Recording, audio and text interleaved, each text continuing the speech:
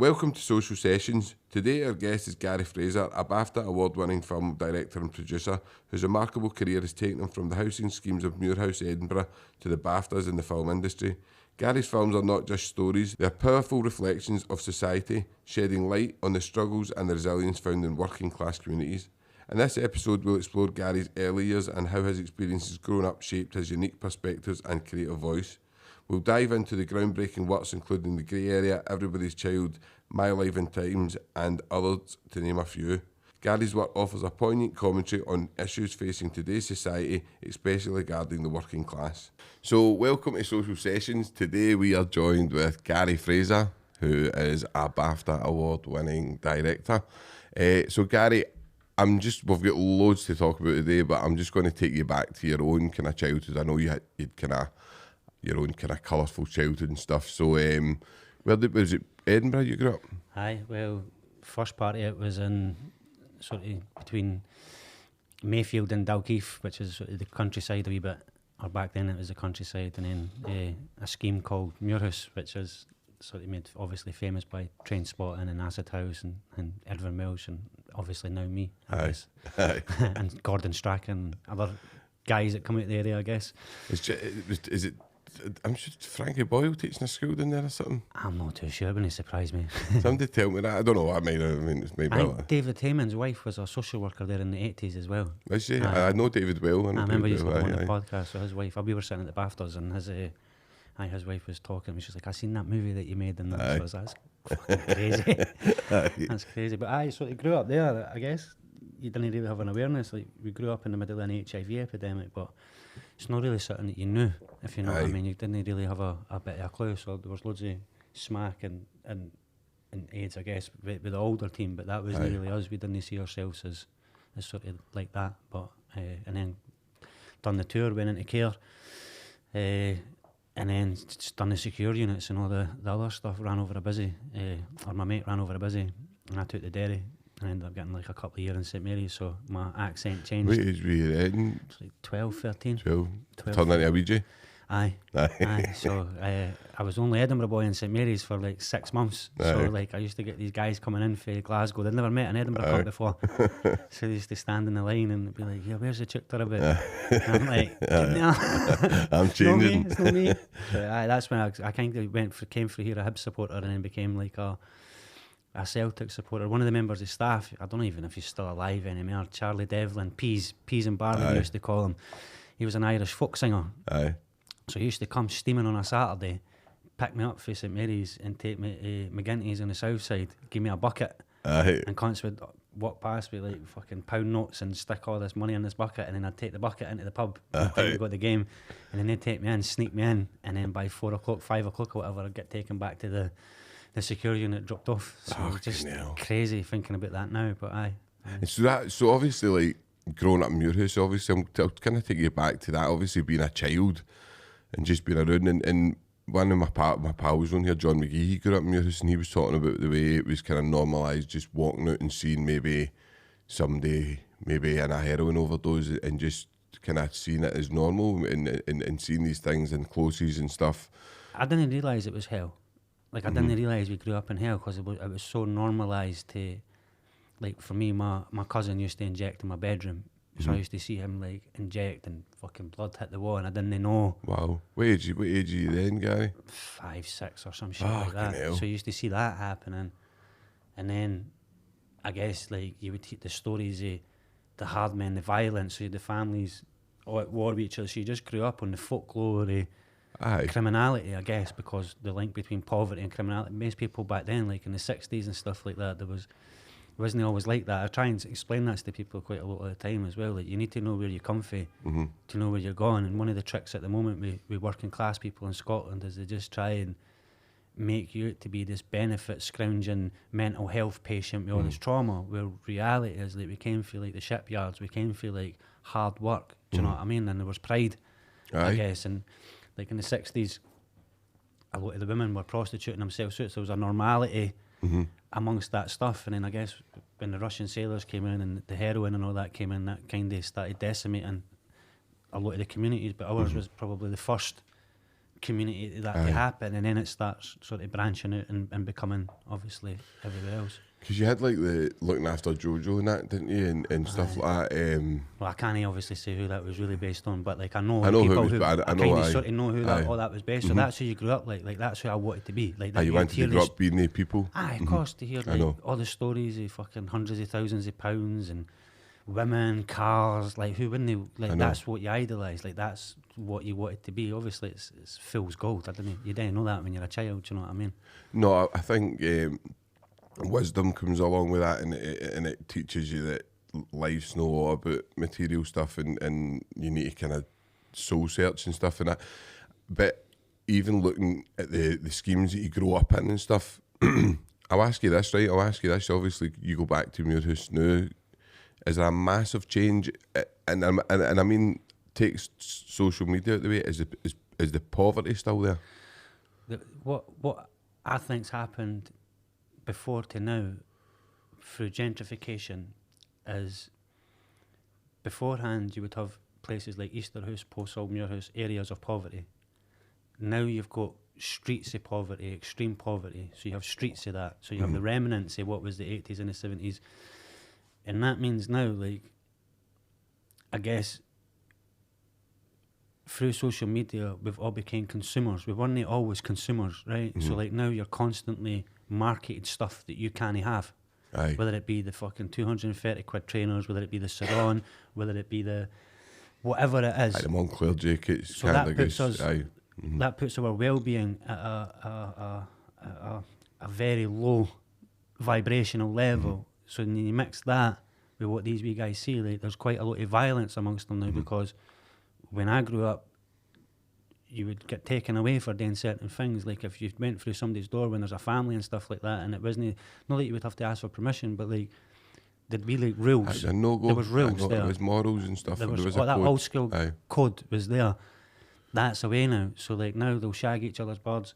Now the guys walking down the street with his bear, no bother, they're jumping out with machetes and chopping in front of his bairns. Like there's a madness that people are going through that, and that's no mass. I'm not even talking about specifically mass scheme. No, that's mass schemes that I visit go through these commonalities, and social media plays its part in all that obviously now as well. Do you know what I mean? Because people don't know that they're scared, and a lot of their actions are fear-based. They don't know that. Aye, and you're only going to put up on social media, either you're not going to and listen, anybody that does put up a post that they're maybe greeting and crying out for help, they get walloped. Do you know what I mean? They get terrorised. Like the comments are shocking. Yeah.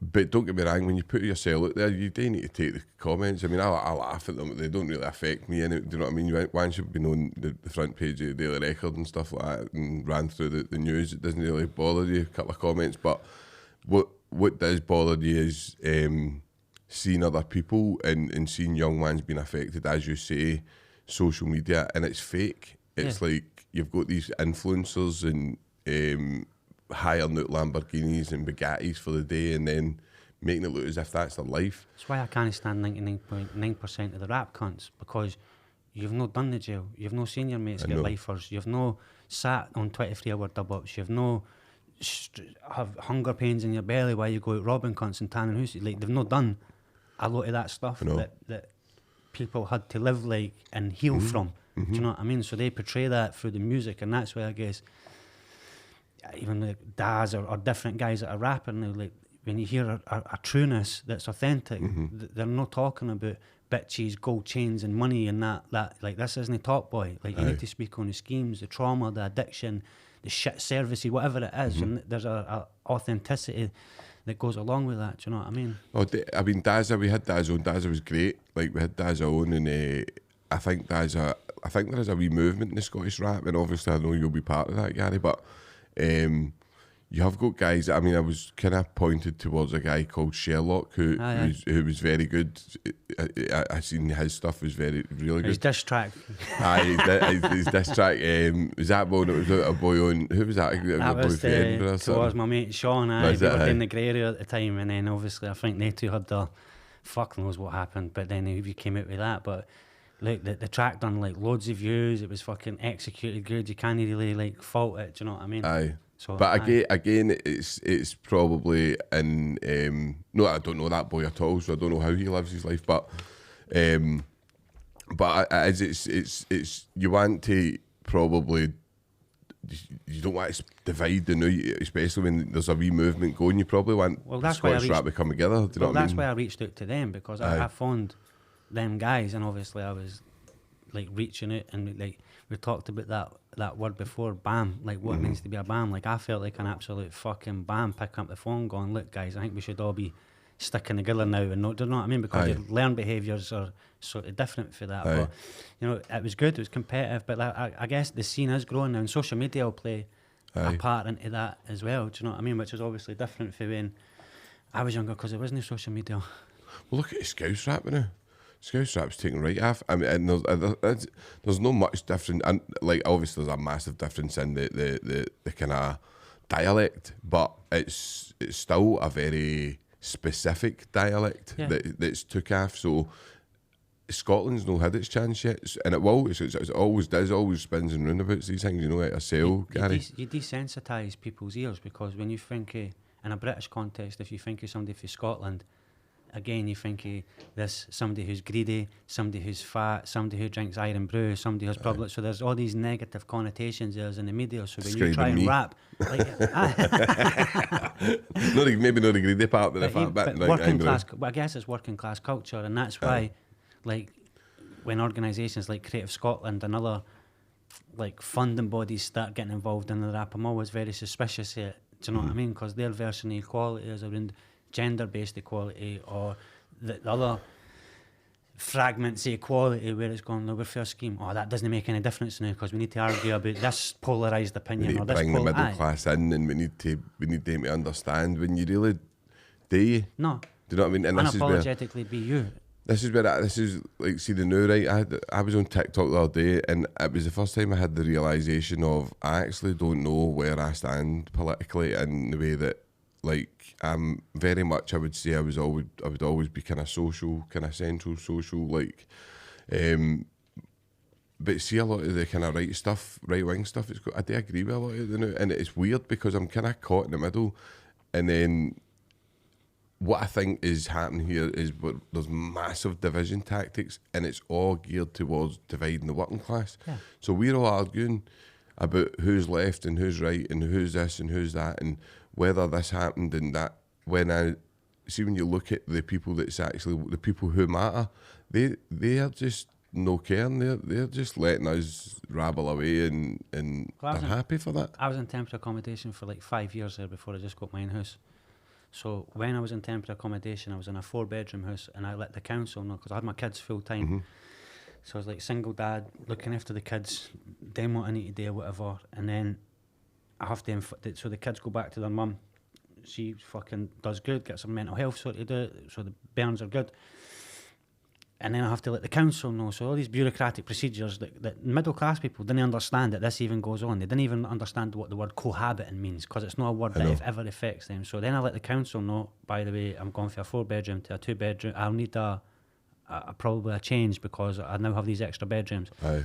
So then they like a week later, they're like, you need to move out of that house into this 2-bedroom house, because these Ukrainian refugees are getting put in that house. Mm-hmm.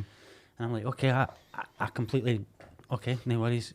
But then, like, some of my pals were saying, fucking refugees, you've been... And I'm like, why is the argument, where's the housing stock for everybody to get a house? Like, why does it have to be like these people are coming taking our houses? Why is it not saying, why have we sold this much housing stock and didn't have enough available housing stock to accommodate this and to accommodate that? But the argument's framed not like that. So it just means that guys like Tony Robinson, it's easy to agree with sentiments of his argument without fully agreeing. And that's where the middle ground has changed now, where I would always consider myself an Irish Republican. Mm-hmm. Like, that's what I am. These are the equalities that I stand up for, rightly or fucking wrongly. This is how I hope that I treat everybody without judgment, because I know what it's like to be judged, all that sort of stuff. But it's changed now. Like, in Ireland, they've got a right-wing movement. I know. And you're going, what the fuck? How can you go... Is that a right-wing movement? I think so, because it's anti-immigration. And I think when you are anti-immigration, because their things as well is the same thing. The housing stock sold. There's no housing stock anymore. So the argument isn't against the people who are the property developers, the people breaking up the green belt, the people creating higher rents, because then people are almost untouchable. Oh, yeah. It becomes the foreigner that's easier to blame, and a much easier like target to be like so it's easier to walk down the street and go. So I was working. I'll give you an example. The Scottish Refugee Council contacted me and went, there's these kids, they've been trafficked into the country, they want to make a film, do you want to come and make a movie with them? So I'm like, aye, okay. So I go and start, there's fucking not a bit of English, hardly any English spoke. These guys are sort of struggling. So I'm watching these guys for Ethiopia, Afghanistan, where else?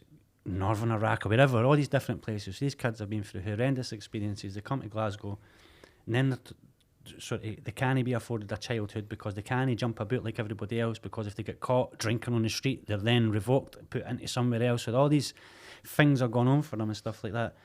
But they were just still children. So see, as soon as I started making the film with them, they used their imagination. They became childlike again. The hardness that I see on the wee scheme guys' faces was removed. So then the cathartic things becomes like playing a character, jumping in front of the camera, blah, blah, blah.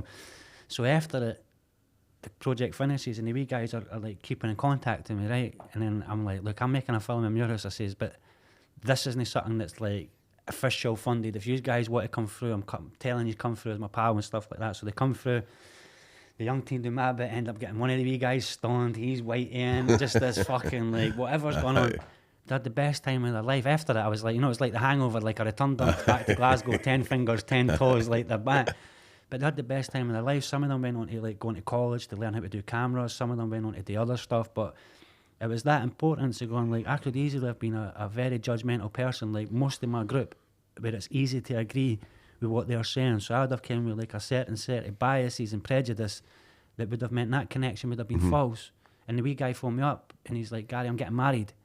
Can you come and shoot my wedding video? So I was like, jump through. I didn't even do wedding video, so I jumped through and seen this beautiful like Ethiopian wedding where I was invited into these guys' lives and got to see their culture, got to see their experience. But then you also seen the prejudice when I'm walking down the street with them, how people were looking at them, do you know what I mean? So there was a lot of cultural differences there that I was like, that's why for me, like, I don't know if I'm right, left, or whatever I am, but I care. I care a lot. Know, and I think that's where me and you're similar, because it's like, I see if somebody questions me and ask me enough, and people a few times have said to me on here, why do you not like Tommy Robinson, whatever, right? And I'm like, I don't know Tommy Robinson, right? I've said that a million times, and I've mentioned him a couple of times only because I don't like racism, right? I don't like racism, and for me, he stood for racism. Now, listen, I'm going to take. I watched something no long ago, and he's a much better person than he was. Like I watched something recently. I watched an interview done with Jordan Peterson, and I watched a thing called Silenced, and I agreed with a few of the things that were on Silenced. Now, I don't know. Again, I don't know like who backing it. Like this is all the stuff you don't know who's backing it. You don't know what. To me, if you're a divisive figure for the working class, you're not helping. Right? That's the way I see it. Right now.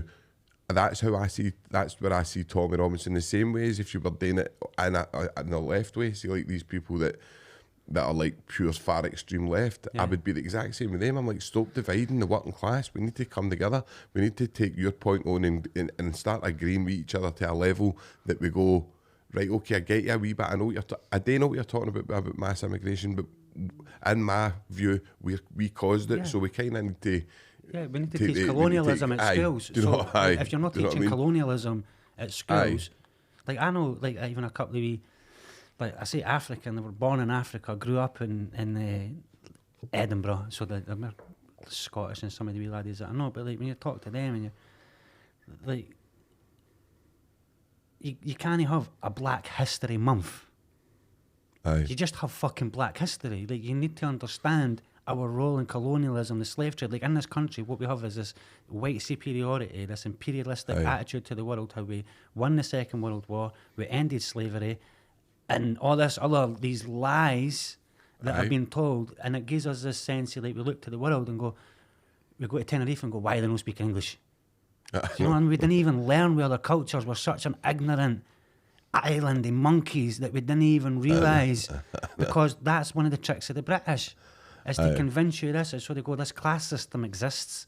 You're like, if I say to people, "My bit poverty is a mindset," they go, "You're off your fucking head," and it's no. I'm not off my head. The poverty is a mindset. The charities, the victimisation, the dependency, the welfare dependency, the court system, the prison system. Poverty is not by design. There's an acceptable fact that in order for these people to have this, these people need to have less of this. And that means that these... Blah, blah, blah. So when you have that, you're just like, right, okay, a lot of this is about how you approach your morning. How do you get up?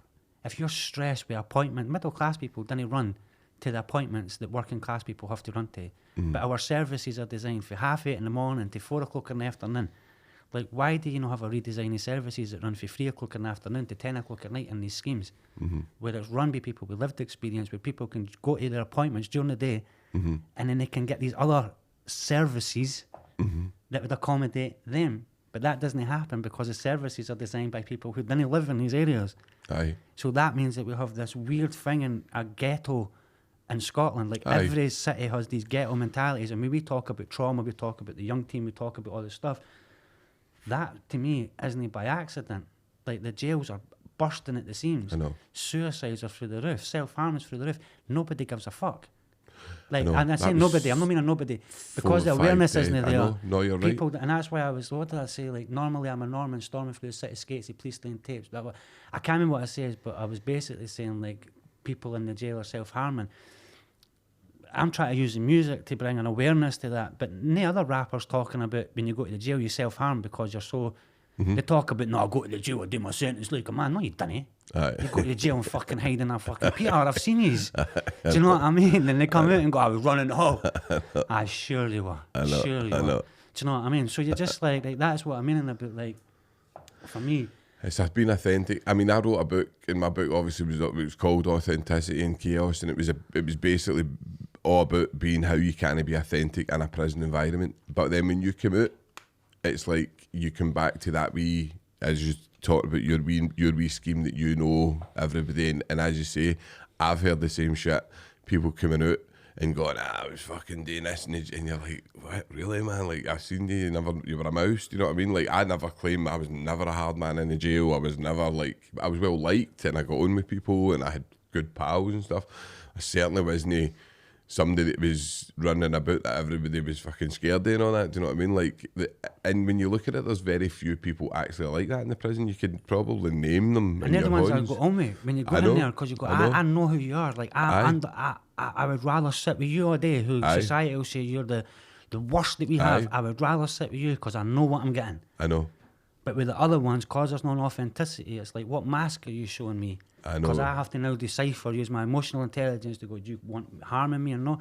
Like, the jail is like, for me, the jail's one of a bad thing. Like, people used, on the short-term prison sentences, people used to go to jail, suddenly you get dentistry, suddenly you get a script, suddenly you get a version of through care and aftercare, suddenly you get like all these things, right? But that's all away now.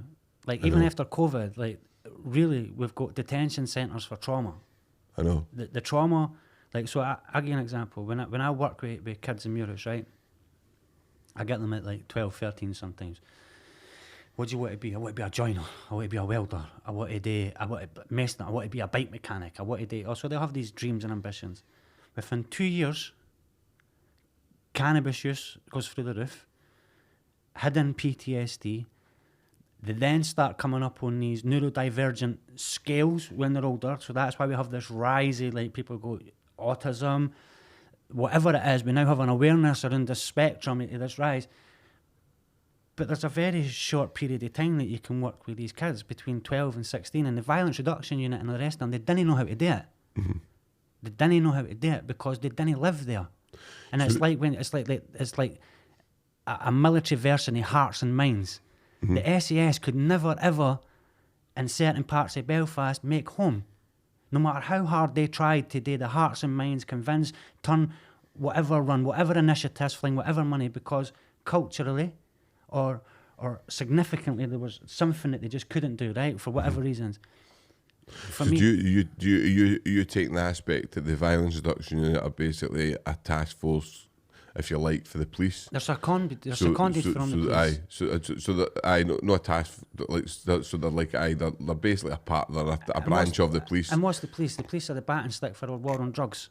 So you'll meet, and I'm not saying the police are bad folk, because I've got to a stage in my life now where I'm not a dafty, where I understand. I've got female pals that are in the police. I've got other guys who I know that are in the police. They're good people. I know they're good people because I train with them. I fucking see their lives. Like they're good people. And they're conditioned the way that a lot of them are conditioned. But they're frustrated, overworked. Same as social workers, same as all the rest of the people that work in these things. They're overworked, overstretched. They want to do good. But they can't even make a difference because our drug laws are so draconian that you just create this black market. So you go, they're grooming, they're dealing, they're this, they're that. They have all these things. So we have the morality and the self-righteousness shines through it all. When I met with the VRU, they says, Gary, you're an asset in our community, didn't you? Never did they call me an asset? I'm not some fucking Northern Ireland and like. So that's what I mean. They have this crime and punishment aspect that puts them into a higher level than these people here, because they do not understand trauma. Because if you did understand trauma, you would have centres of well-being in places like Easterhouse, Postal, Muirhouse and Pilton that ran, where you would offer free meditation, free yoga, free this, free that, which is contrary to the GP. So they'll say, I'm a drug dealer, but the GP, he's not a drug dealer. And who's causing them? People didn't start on these valleys. It started for somewhere. Do you know what I mean? It's a set of laws made by people that we don't respect, who tell you the difference, that person's not a drug dealer and that man is. It's punishment. Do you know what I mean? It's punishment under the Mental Health Act. And that's like when COVID was there and they would charge kids with COVID bail. So like I seen kids in my area who are actively involved in whatever, so they have to face the consequences for that life and do whatever. But then the police would be going, right, you're breaching your COVID bail, so you can get taken. And I suddenly go, wait a minute here, how did you get to a situation without any due process, any legislation that you can use a Mental Health Act as part of, crime and punishment? So we've went for like all these rights for before maybe to like now it's just carte blanche that the system can do what it wants. And that's why like now social worker will be like, he's actively involved in organised crime, take his bairns into care. Oh, by the way, you got any information for us? Because if you do, then your bairns will get back out of care. What the fuck has that got to do with the residential care system? That's got nothing. So the authorities, and that doesn't affect anybody else that I know that doesn't come in for schemes, and that's up in the country. And see, one of my biggest things, what I hate, Gary, honestly, I've always hated it, is if you're running about and just say, I mean, like obviously, I don't know how many, but I remember reading something like Edinburgh and Glasgow, there's like over 50 organised crime groups operating at the one time, right? Which is a huge amount in a city, right? That's very rare. Like other cities don't have that amount of stuff. But on operating with that, what they were saying was basically, so then you've got like Glasgow and Edinburgh, pretty dangerous cities, right? In the way that things are looking now in the way they used to be. But when you look at like the more affluent areas, right, and you start walking into like maybe even the affluent areas, like is it Barton and right? You don't see the same kind of even the same police presence, right? You don't see the same. Like, we know what all the rich people were doing during COVID, what's all coming out now, do you know what I mean? All the politicians were all just partying while we were all kind of so it does, I know it gets to the stage. So what you're saying is the kind of carte blanche thing with this, what you're saying is basically they're just being allowed to kind of push through. Well, because one of the things that's happened, right, they've taken away a lot of legal aid. So see stuff before that you might have been able to challenge. There's no legal aid for a lot of the stuff that was before, right, which is mere minority stuff, right? So a lot of the legal access that you might have had before, see even employment, housing, a lot of that's been stripped over the last 10 years. Like lawyers will tell you that, like a lot of the access you would have had before, so a lot of that's been stripped, which means in the 80s when they had the powers, so they introduced the Powers Act, so you'd be walking through fucking Bearsden or Barnton, and then they go, where are you from? No, we suspect you were housebreaking, so we can charge you or detain you under the Powers Act. So that was scrapped, right? Because we go, wait a minute, that was disproportionate. But it feels to me what was the Powers Act before becomes stop and search now. So it's like everybody in these places, not everybody, but quite a large proportion of these schemes are criminally active because of the poverty situation. Aye. So you then have this, like, for me anyway, you then have this ridiculous situation where we have these areas of poverty where people are surviving. And 9 times out of 10, when they use the language, community, Mr. Biggs, organised crime, you jump on a telephone, you phone somebody and say, I want 2 grams of this, or that's organised crime, because you use their device to go away and... Do you know what I mean? So this language, the gangbusters language, Chicago stuff that they still try and use, deflects away from the fact of how much money they're all making. It's media driven, isn't it? Yeah, It's like, completely media driven. But the point I was trying to make before, right? I think was more like, so I'll try and give an example, right? An example of what I was trying to say, right? Like, because obviously you don't get this in other areas, and I don't think other areas understand it as in middle class areas, elite kind of class areas, right? Say there's 4 of us, right? Say there's 4 of us done with attempt murder, right? People don't understand this, but this is how it works, and I'm pretty sure you'll verify. So the 4 of us are done. The guy that does it, and the main kind of player in it, the main guy that does it, maybe 2 are bystanders to that, and 2. So what? There could be one person there that everybody's kind of scared of, right? That's the main kind of character. So he does all the damage, whatever, right? They charge the 4 E's, right? We are under art and part, are acting in concert, right? That guy has got enough pull to say you're taking the blame for that, right? So you take the blame, and I'll make sure your family are all right, blah, blah, blah. They're happy with that, right? So they're happy that as long as they get that conviction closed. So, but essentially what you're doing is you're sitting there with somebody who was a bystander that probably didn't want anything to do with it, who's just there through trauma and kicking about a scheme and blah, blah, blah. And I don't think people quite understand that this is how the legal system operates. They don't care who they get. It's irrelevant. It's irrelevant. Are you related? Who's your uncle? Okay, is that your uncle? Fuck it. You get the same sentence. I sentence your dad. It's the same thing. Generational trauma is no generational trauma. It's forced bureaucratically. Do you know what I mean? You're guilty, not by just association. You're guilty from the area that you come from. Look at the remand rates at Glasgow Sheriff Court and at Edinburgh Sheriff Court. That's outrageous. Look at the postcodes, areas of multiple deprivation, whatever it is. You know you're getting that thing there. It's the same as colleges as well. You get knocked back for colleges because you come from this area, and I've taught at colleges, so I've seen people, like loads and loads of people, get fucking pushed and told not to come in or not to come to these interviews and all the rest of it as part of the college clearing process because they're from Wester Hales or because they're from here, and they'll not attend. So the attainment thing is what they love with the Scottish Government. So then you have this class thing where people are going, you know, they're for that area. It's got nothing to do with whether wee Jimmy's got the best fucking heat for joinery or what is. Well, he's for there. So then even so the access into it. Do you know what I mean? I always remember John McGee saying to me that growing up in Muirhouse, he literally was never told at school that you could go to uni. He says, I didn't think that was he says, I thought that was a thing for middle class people. He says, I didn't know that we had access to university. I done my HND on 6 Valleys and 120 ml meth. Like, I went to college, like, fucked. Like, but I was like I remember first film that I made, everybody was carrying blades. So I ended up doing this sort of like writing competition, and then somebody was like, do you want to make a short film? This organisation was like, do you want to make a short film? So I was like, sure. So I made this short film, and it ended up winning an MTV award. Mm-hmm. So I'd like got this like thing, like this identity now, like I don't need to be what I've been sold. There might be something else, like I'm just sort of like peeking above the clouds a wee bit here, but I might not have to die in this fucking shitty place. I might not have to be beholden to these doctors and chemists and all this other stuff. So the first short film I made, but I remember after it, like, then faced with the challenge of what education was, because I thought education was sitting in a class and bouncing a fucking chair off the wall and waiting for them to come in to restrain you. Like, that's my version of education was that. Aye.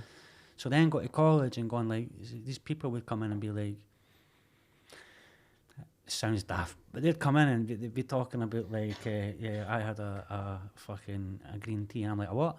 I'm like, what's a green tea? Aye. And they're like, is tea? I'm like, milk and sugar in that. I'm like, no, it's a green tea. I'm like, in my head, I'm like, there's fucking Tetley tea. Like, what do you mean other teas? Like, I didn't understand there was other milks, other teas, but their teeth were all right, and Aye. their hair was all right. And they weren't like, everybody's got their own problems, right? Aye. And it's very like relative to you what you've gone through. But what I noticed was like, I'd spend the weekend watching cunts getting stabbed, watching people overdose, watching people die essentially, and then I'd sit there on a Monday morning. I didn't know that I was going through PTSD, or this was all going to be. It was all going to be post-traumatic at some point. I was all going to have to find a way of coming out. But I remember sitting there, and it was like, started writing a story, and the guy, the lecturer was like, "Oh, that's a really good story," and that. And he's like, "Where'd you get inspiration?" I was like, "Oh, last week," I says, "my mate overdosed and he died in the street round the corner," and I was talking, and you could see him like, "Can you say that again?" And I was like, "Well, my mate that." And to them, it's like, I've done my eye like a shot. I'm like, not that I was desensitised for his death, but I was so desensitised for death that I'm like literally, I could see somebody's fucking jaw hanging off in front of me, and I'm like, I know. I've seen all this now, and, I know. and I'm like, in order to live with it, you have to go. People don't understand it, don't they? No. You need to, and even like working class people, right? Like, I've got family members who I've spoke to and listen, it's got absolutely nothing. Like, people live in their bubble and it's fine. I've not got a problem with it. Living in a bubble, sometimes my partner's one of the best for it. She'll like, she's one of the wisest people I know, but she'll go, "Sean, I don't want to know." Like, I just, so, which is fine. Do you know what I mean? I don't want to know all this crap that's in the world. As long as my wee family's all right, that's all she worries about, which is fine. I want to know what's going on, and I want to test this and see what's happening here. And that's just the way I'm, Gary, probably similar to yourself, right? You want to know what's going on and what is happening here. But what I think is the main. So yesterday, I was actually talking to a lassie who worked for like GOAME, and she was talking about how she's caught so many lawyers like bringing phones in to wherever she works, and she's like, to the extent where now I just go, "Look, I fucking seen you doing it. If I can take it back," do you know what I mean? Like, and it's no a thing, and this is people who are, when they take that oath and they're given that position as a lawyer, whatever they say is taken as gospel. Like, that's what they, that's this. When I went through a part of my appeal, there was basically a conflict. And from my side, we thought it was a conflict of interest, right? There was something to do with, I'll not go into it, but there was basically a reason why Derek Ogg, who is one of the best defence QCs, right, came onto my case, right, and started prosecuting me. And we thought it was really unfair the way that it happened, because we thought it was a conflict of interest. And the answer that we got back was, they're above that. They're above a conflict of interest. That doesn't come into their work like a KC doesn't. So you're telling me that human being doesn't have any feelings then? Because that's what you're essentially saying, you're above what, because we had a KC on here, Chris Daw, and he was fucking brilliant. So if you ever get the chance to watch him, he was amazing, Chris Daw, and he was saying that basically the whole system needs to get ripped up, start again. It was good coming for a KC, but he was basically saying how desensitised they are to things and stuff, and how he sees trauma and stuff, and he's very open, but he's very, very unique, because it's that perspective isn't seen a lot. Is that him for Livingston? No, he was for London. Chris Daw, his name is. He does a lot of stuff on television and that, but he was a lovely guy. But he didn't get a lot of views, but he's on the podcast compared to other ones. But his podcast was great. I thought it was absolutely brilliant. He was bang on the money with everything he was saying, and he was talking about relational wealth and talking about how we need everything we're speaking about. And it was mad coming for a KC, but at such a high level, like operating at such a high level. But the difference we up in Scotland is we're ring fenced, right? It's such a small thingy, right? They're such a small, they're all family, they all know each other. and they're above the law in the way that, see some of the stuff, like I talk about it, it's like it's illegal to investigate a KC. Cases and judges are the only people that don't need to open up their accounts because they're above. Nobody should be above the law, right? And this is how above the law they are, right? See, Alex Salmond, who's a politician, who was obviously the first minister, he said to Lord Gill, listen, I've had a few complaints that there's money getting backhanded with some of QCs and stuff like that, and there's backhands getting done with judges and that. Going to change this law. We're going to change this law. Now, they're the legislator, right? The judiciary are only there to enforce the law. They're not there to. Yeah. They're only there to enforce what the executive put through as law. So we've had a few complaints, and listen, this is public knowledge. Anybody can look this up. So Alex Salmond set up a meeting and said, look, we're going to have a wee talk about maybe opening up your books and stuff like that, because I don't know how you can own a mountain range and where you're getting the money to own a castle that size when you're owning like $200,000 a year. I don't know where are you getting this money, right? Lord Gill never even turned up. It Doesn't need to. It just went. It's just like, which is mad. Imagine like that's the first minister, and you're just now.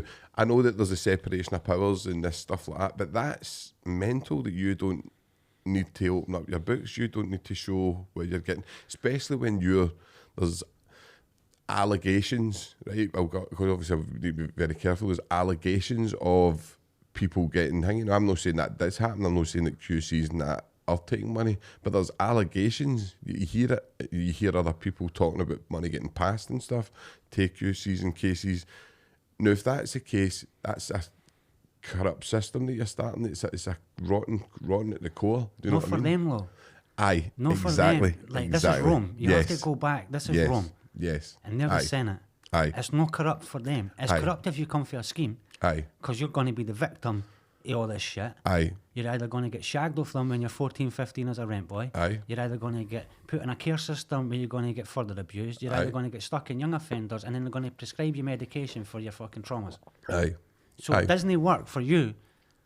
And for a minority of the people, it works. And for the rest of the people, they've got no awareness over it because they didn't ask the question and gone, oh, why does he have a shooting range, a castle, and all the rest?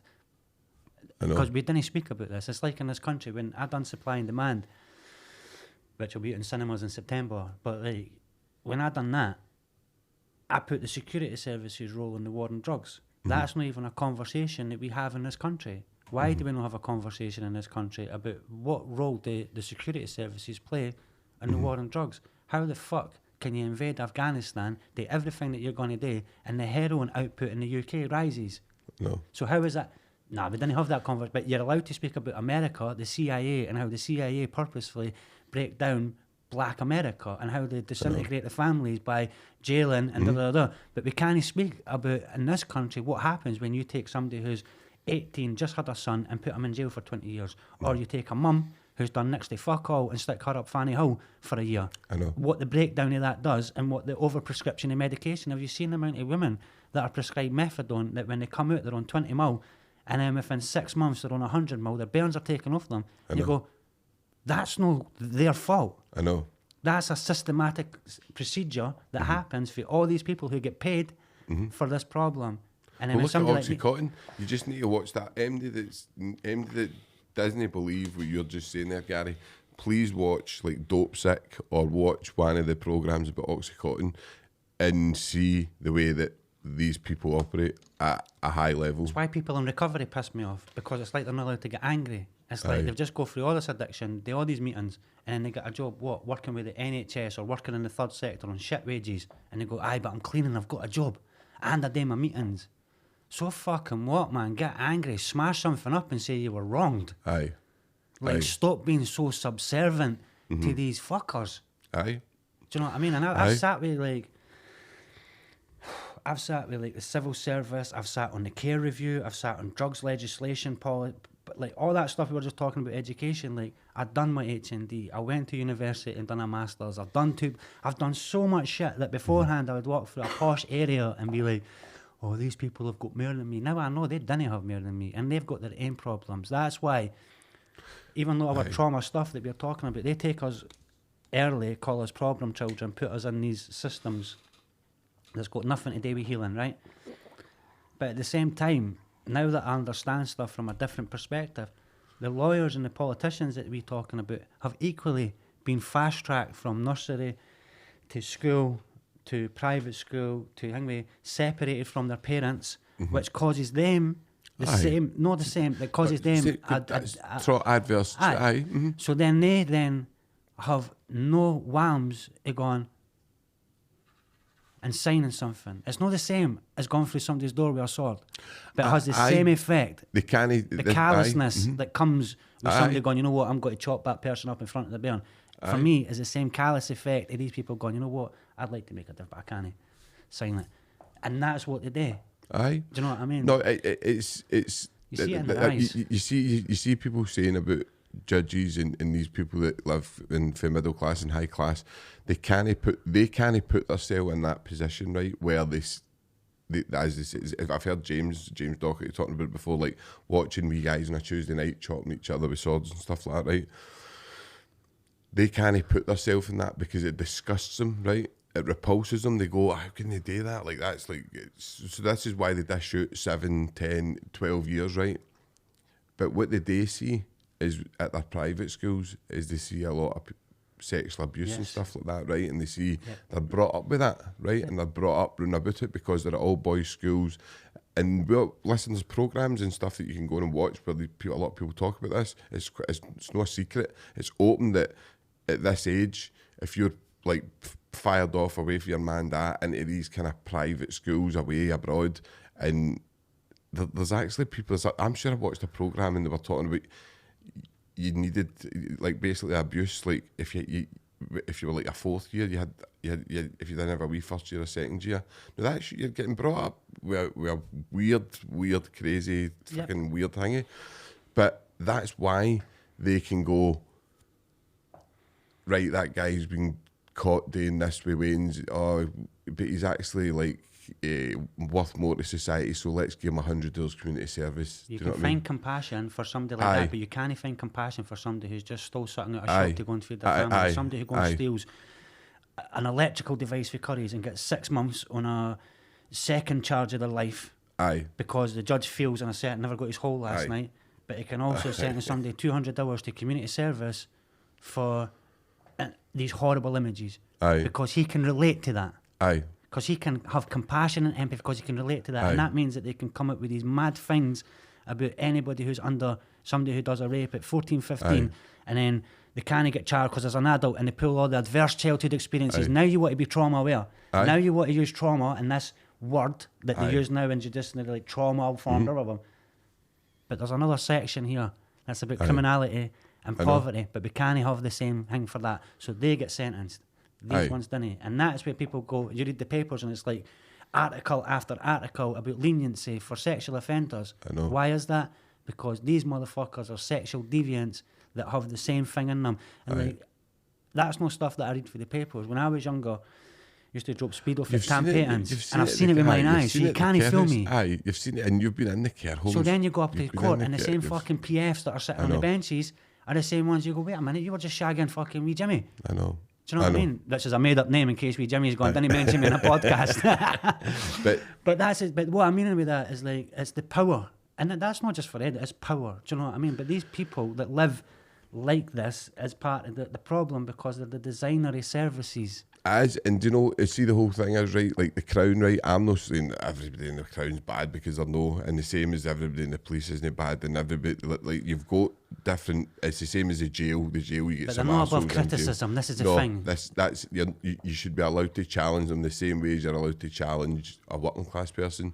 Now, just for another example, right, I've been out now 4 years, right, and I've wrote to the Crown over 10 times about just saying going to destroy my evidence in my case, and they don't even answer you.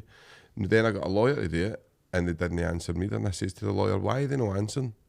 And they says, because in their eyes they've dealt with it. You've dealt. I says, but it's an open, like of course it's not been dealt with. Like I've no, like I'm not finished with. Like I'm still there's stuff to do. So I'm like, why? But that is where, who do they, imagine the police came to your door and you just went, I can't be bothered today, mate. Like, do you know what I mean? Like, because that is what they're doing. They're basically saying they're above you, right? That's what they're telling you. But even a letter saying, listen, we dealt with your case. We're no dealing with it anymore. Do you know what I mean? Just acknowledge me. They don't even need to. They don't even think they need to acknowledge you, Gary. See, I'm a great believer in this country, right? That like we didn't have a drug death problem. We have a problem that's about society and a certain class of society. It's not a drug death problem. There's no cost of living. There's no cost of living crisis. It's a working class thing. Yeah, there's very much a class issue that goes hand in hand with what we're talking about. So like when you're looking at it as a class issue like that, not just as a class issue, when you're looking at it as in a larger context like that, you then have to acknowledge, right, in the schemes, we have really, really, really massive, high levels of mental health problems that our services are not designed to deal with. And like anybody who knows, when you've been through trauma, whatever it is, the thing that you do to start arresting the behaviours of that trauma or the effects of that trauma is go on a journey of healing, right?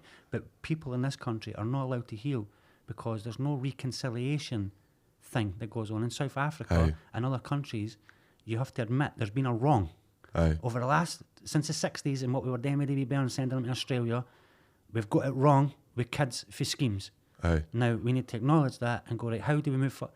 But because we didn't even acknowledge that we've got it wrong, we just have this ridiculous situation where we've got a drug death crisis, and we have this media that perpetuates this thing that becomes politicised between, oh, that's because London has the powers. Oh, no, we had the powers. No, it's smoke and mirrors. I know. And the drug companies are the same people that lobby the people that we were just talking about. So they can sit there and go, let's reintroduce diazepam as a way to reduce our drug deaths. Let's introduce this injection. Let's introduce this stuff. Let's have a 2-model recovery thing with here. Let's reward the Scottish Drug Consortium with this. Let's get these people for here. And what you do is you create the Jim Crow effect. So at the bottom of the ladder, there's another group of people at that bottom of the ladder that then have this. And meanwhile, there's autonomy and no accountability for us. And so that means that we just have this net of trauma, addiction, all this stuff. And they go, well, the kids now, they've got ADHD. They go, no, they've got fucking devices 24/7. They didn't have ADHD. They don't have, but we've got to prescribe them for ADHD. It's no, they need exercise, they need other stuff, you know. And that's my problem at the moment. Naturally. It's like, I've said this before, see if you go to the Amazon and you just go to a brand new tribe, I mean, there's no many left, right, but very, very often they don't have a word for depression. They don't know what it is. And it's because they're no living with the same kind of problems that we face. And this is where I get stuck, right? I don't know, it's obviously, I've read Machiavelli, right? I've read Machiavelli, and I always say it, I still believe his tactics are getting used to this day, his strategies are getting used this day. It's the laws of power in full effect. Totally, and I think that they've managed to break the working class up so that we're all arguing, including myself. I'm guilty, I'll put my hands up to it. I'm guilty in the way that I can get myself caught up with things and get myself involved in arguments that are stupid because, like, they're working and they're just causing division, right? Whereas we need to come together and go, no, look, we've got the power. Like, we're the ones with the power, right? They've got the wealth, but we've got the power. If every working class person just went like that, we're not working for a week, the world would come to a standstill, right? It would break. The world would break, right? It would be done. So what they've done is, to me, Gary, I don't know if you agree with me, they've gave us just enough. Well, that's why I get pissed off with football fans.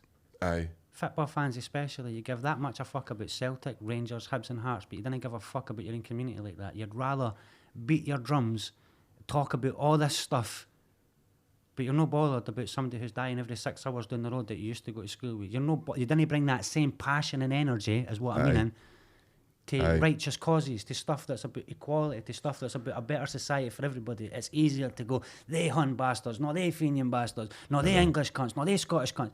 You go, where's all that passion when you're sitting in the house and you want to try and do a difference in your community? Where's the leadership that you wanted? Do you know what I mean? So it's like false. I pity them. I know. Because you're like, you know what, back to Roma again. The masses, there you go, there's your fucking entertainment. And, there's no real challenge to the Senate. I know, and the way, look at Rome, like, if you look at Rome, the way they used to get the people was build big kings and get How did it be Love Island? Instead of Love Island, it was gladiators and stuff, but that was violence. People celebrated that. People loved it. People loved to watch people killing each other. People loved it, and it's still the same to this day. People are infatuated with crime, and especially these middle class people. The ones that are unaffected by it, they glamorise it, and they romanticise it. And you'll go into sometimes, I know certain people, right, that will because you maybe know certain people that have got big reputations and stuff like that, right? And you'll know people will go, what are they like? No, that, and they're like, it's all right.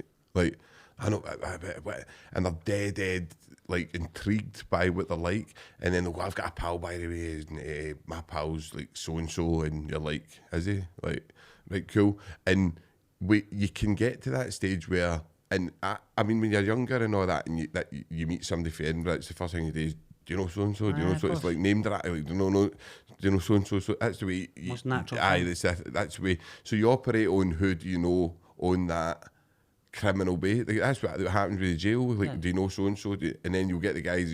I don't know if you remember the guy that used to test you in the jail. That you'd be sitting and you'd go, "All right, mate," and they'd go, "All right, pal, where you from?" And you'd go like that, Cumbernauld, aye. Do you know so and so? And you'd be like, aye, I know. Yeah, aye, how do you know him? And you'd be like, I just know him, mate. Like, you say, aye, I'll write him a letter and say you're asking for it. And you're like, mate, just say that you don't think I'm talking shit. I used to get, where are you from? Oh, fuck, here we go. I'm trying to say it with a weedy accent, I'm Edinburgh. Trying to say it with a Chilter accent, Edinburgh. Trying to say it as hard, as profound, Edinburgh. There's a lot of BAMs for Edinburgh, innit? Fuck, here you go. No. You know what I mean? Bastard. I thought I was getting away with it. I don't think it's like that anymore. I mean, when was the last time you were in, Gary? Oh, yeah, it's like, my wee laddie's 21 now. Fucking 21 year, man. I mean, Edinburgh's definitely no scene like that now. It's no scene like... When I first went to Pullman, it was maybe still on the cusp of, like, Glasgow was still seen as... But I don't... It's pretty cool now, I think. See, because of my childhood, so, like... What was that, like 8 years in care, 4 of them, whatever, in security units. So I had this weird thing where I was from Edinburgh, in a security unit in Glasgow, but I used to run away and jump about in T Hall and Fife. So then, when I hit the jails, I used to be the middleman, because cunts for Glasgow didn't want to speak to cunts for Edinburgh, and cunts for Fife were getting the parcels and so blah, blah, blah, blah. So I used to be the guy that could go to somebody across there, to go to somebody across there, to go to... So I was good like that. And because I couldn't fight worth a fuck, like, I was shit at fighting. You know what I mean? Like, I was like the worst cunt ever, like sensitive. See if somebody go, can I get your bread? I'd be like, mate, what are you doing, you fucking bummy? What the bread? I didn't have the same, like, other cunts would be like, I'm willing to slash somebody for that bread. I'm like, mate, calm the fuck down, it's a bit of bread. I would just avoid it. Or you'd be sitting in a room and somebody would come in and change the remote control. So everybody else would be like, dude, I'd be like, just let him watch what he wants to watch. Like, what difference is it? I know. But other cunts would be like, you're soft, and be like, you know what? I'm glad I was soft, because I didn't want the conscience of what it feels like to murder somebody. And a lot of the other guys who I thought were hard, they weren't even hard. Do you know what I mean? They just had a certain thing that they could do. I didn't want to do that. And see, like now with my kids, sometimes I go to sleep with the door open. I've got no swords in the house. I've got, like, beforehand, my house would just be fully knives with the tips all fucked with the knives. So there'd be like a bread thing with there with like no knives in it. Do you know what I mean? But like now it's not like that now, because that same kind, compassionate and sensitive person that was deep down there, that had to hide it off through the heroin, the crack and all the other stuff, now I'm allowed to be like that. Now I can be spiritual, I can be, because I didn't have that same thing. But a lot of the guys that I know that have done shit that it's very hard to come back for, like we've had this conversation, like I believe that it's natural for us to be violent, but I didn't think it's natural for us to be murderers. And by that I mean, like, once you make a certain step and do a certain thing, the universe changes for you. And that's everybody's man's actions, and you're responsible for that. But the best that we can try and do is be kind and be, like, compassionate and empathetic without being a dafty, without being a bam. Like, there's ways to do that without, because as you say, one night out, like, you go to the shops and these cunts pull up in the car. Here, jump in. Aye, no problem. Jump in the car. Fuck, I didn't realise it was stolen. 2 minutes later, they run some cunt over. You've lost 15 years of your life. I know. That doesn't make you a bad person. No, and I bet you were saying earlier about a BAM and all. Like, I don't even know what a BAM is. I don't know, but I just don't want to be one. I know, and people will die. Will die for no being a BAM. But when you ask somebody what a BAM is, like, can you imagine how many people in Scotland have killed somebody? They put a blade in somebody, and it's everything dies down, and they go, aye, but he thought it was a BAM. I know. But to them, that's the biggest core belief of going. It's like, I guess, a black person thinking of the N-word, like by a white person, or... Do you know what I mean? Or why do you think? Why do you think then, Gary? Why do you? Because it's weird. Like I've often thought this, right? Why do you think? Because right, I've met, same as yourself. I've met some of the hardest guys in the prisons, right? And I've met some of the best people with the best facades. And then I've also met people I think that are truly believe that they are. That's the way they are. Yeah. But I don't. I believe that I've seen that same person being very compassionate and empathetic and stuff like that. So I know he's no that person, right? But he's fully believes he is. But why do you think like even we're so cruel to each other? We're so like we're so like even like violent and the kind of bullying and all that kind of stuff. Why do you think we're like that to each other, especially in the prison setting? Because we're all. Well, where's it learned? It's not learned in the jail. It's a learned behaviour that you take into the jail with you. They then further learn other aspects of it. But like 9 times out of 10, like I can only speak for myself at the moment, but like I remember when I was younger, I went into the pub and I says to my dad, I was like, this guy, it's like 14-year-old, I'm like fucking 9 or 8, and I run into the Huntsman pub in Mayfield and I say to my dad, this guy's want to fight me or something like that, and my dad's raging, gets up, knocks a stool and that over. It's like, if you didn't go outside and batter fuck at him, I'm going to batter fuck at you, and I'm going to go, blah, blah, blah, all this other stuff. So I go outside, I have a swear to go with this guy, and to this day I still think he let me win. So it was the first time I've ever pulled over, started knee and all that stuff.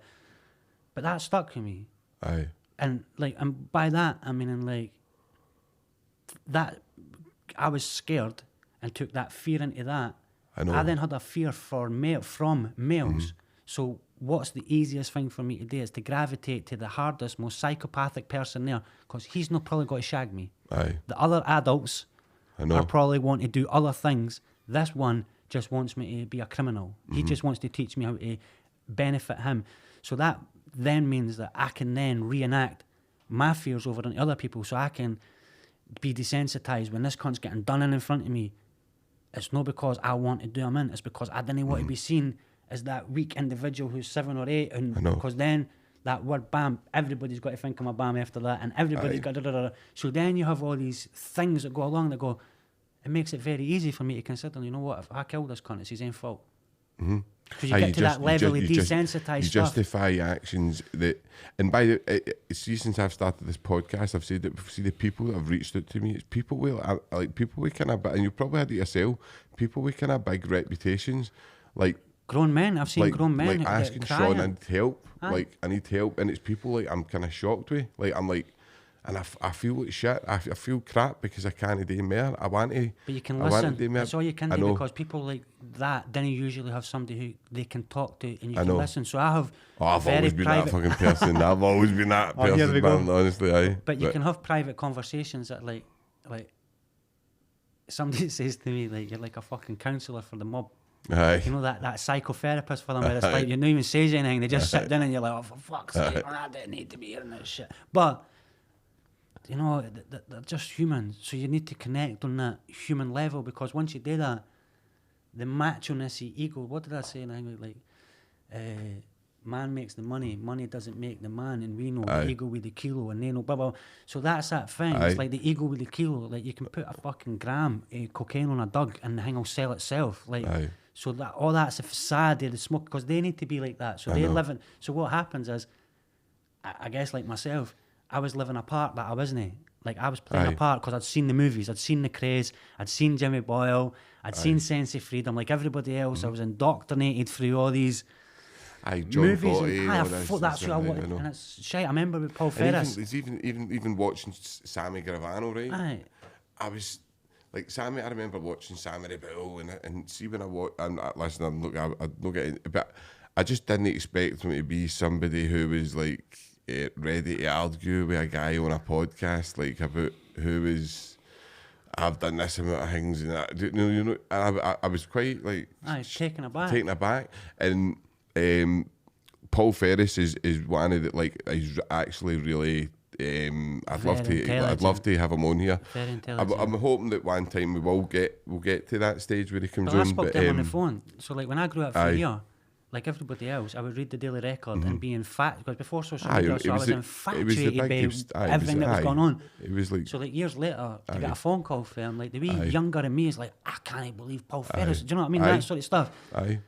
But then through the process, he's a lovely guy. Through the process of the conversation, get a very good message. Well, through the process of the conversation, I was saying it to him, like, Paul, I used to idolise you, man. Like, but then I became a man and realised. So that's not even trying to disrespect him. But then I became a man and realised the people that I were idolising, or what I thought was, I didn't know him. I was idolising something for the papers. But then you grow up. You have to grow up, because you can't go back to the kids and say, like, you know, when you're younger, you buy into people's the folklore and reputations. But when you've got kids, that doesn't put the conflicts in the cereal. That does, you know, that doesn't put when you sit down and talk to them. You're not sitting down and talking to them going, when you go into primary 1 and primary 2, I want you to be the hardest. It's like... No, but Paul's unique in the way that he'll tell you, and he'll tell the young team not to do the mistakes he made, right? Whereas my gripe now with some things that's going on is there's some people running about that have got reputations for no reason, right? And they're telling their story and glamorising it, and because of the macho element. I done this and I never backed down for anybody, and I done this and I done this. But it's all lies, I know. Like, there's a lot of people that are bullshitting. Do you know what I mean? Paul's very authentic. Everything he's saying. But he's the last of that old school. The way I seen it, like the way that old school is there, because drugs have fucked not just our community, but for Newcastle, everywhere that I've went, Newcastle, Dundee, and that old school thing where the younger ones have came in, and then their younger ones have came in, and now it's like it's catastrophic. So there's no village elders sitting there at the thing, and that's why it's like that's why you need guys like Paul, like other people who've been going. You need them going into schools, but there's always this uncomfortableness in the media that's going, you can't do it, and it's like, wait a minute, the guy's a successful author. I know. So there's a, you know what I mean? But but what I was meaning by that is, like, what the media start doing is, like, they make it easy, right, for you to make an assumption by reading these wee articles. So it's like, this prostitute was killed, or heroin addict was killed, or this guy was killed in the jail. Okay, convicted housebreaker who was. So they put these things in at the start, which makes it gangster this and it's like, no, like, you know, like, author, successful, but, you know, they didn't put any of that stuff in. Like with me, I've been clean, like, whatever, and I go, recovering heroin addict. So when look at my comments and that, is like, he's a junkie. I'm like, bro, I live in a fucking gym. Come and test me any day to see who's a junkie. Like, that's what I do. Do you know what I mean? No drug addict lives the way that I live. No, of course. But people's connotations are going, recovering heroin addict is, so they still see what was for 10 years ago. I know. Do you know what I mean? So you're not allowed to change. No, it's wild. It's people, as you say, it's people like Paul that you need to go in, and he, by the way, would be more than willing. Like, and this is the thing, is for some reason the police don't like to see people, because let's be honest, very, very few people come to that where Paul's ended up. Paul's ended up a success, right? He's done well. He's committed crime. He's doing well for himself now, and he's, as you say, a successful author. He's had a film, blah blah blah blah blah blah blah. He's a very good businessman, very articulate. But who see most of the guys that are in that life? They either go out in a box, or they go out doing 25 years in the jail and they never get back out because they turn to drugs. Jails, institutions, and death. There's no really another. There's no many make it through, right? That make it through, and I think that the whole fact that you're putting up these barriers shows that you've got no fucking clue what you're doing. See, the fact that you're putting a barrier up and even questioning, right? Well, wait a minute, we need to do massive checks on you. Somebody like Paul Ferris is going to go, fuck off. I'm giving you my time for Do you know what I mean? That's Like, the way I see it. Every time I like- try and apply for public funding, and they'll give this big list of the reasons that they can't fund me. Like, I Aye. was got to try and work with kids in my area, and the council have a meeting with the police and that saying, as if they're doing you a favour. like, I he's know. a convicted joyrider. I know. So half my fucking scheme stole cars. What are you talking about? I know. Like, cause I'm a convicted joyrider, I can't work with convicted joyriders. I know. I'm like, do you know what I mean? Or they It's go, nuts. so it's all this stuff that you're like, right, okay, it's a game, and that's when I'm like, That's the stuff that I can't get by. I can't get by. And then when you look at like when you look at the rise of kind of coke, right, and the way cocaine's became normalised, right. When you look at the rise of that, and then you go and look at like the people who are celebrated, right? They're like, I don't care what MD says, people like Pablo Escobar, cocaine El cowboys. Chapo, right? Aye, Griselda Blanco, they're celebrated, It's right? like, yeah, country girls, I'll watch fucking Netflix and Aye. I'm El Chapo. Aye. And see when, right, and when you look at El Chapo, see when he get done, he was working with the ATF for years. So he was working with like the arms, tobacco and firearms. So he'd been, so whatever work he was doing, I don't know what he was doing, but he was obviously dealing with them. He had a handler from, when we were talking about earlier, the CIA or whatever. So, but when he wanted to bring that into his trial, it would have made it was going to make it into a circus, because obviously they would have been going, there's a lot of stuff they didn't want MD seeing. And what you're talking about earlier, where is all this coming from, right? And the cartels are only supplying what the West want. Do you know what I mean? The weed, what the West want. Do you know what I mean? That's the need. So this is why we're starting to see cocaine. It takes a lot of time to make a couple of kilo. It takes a lot of man hours. But to make a fucking kilo of fentanyl, it doesn't. So what they're doing now is they're rattling fentanyl not through coke. People, and this is it's scaring me. It's you're going to start getting people.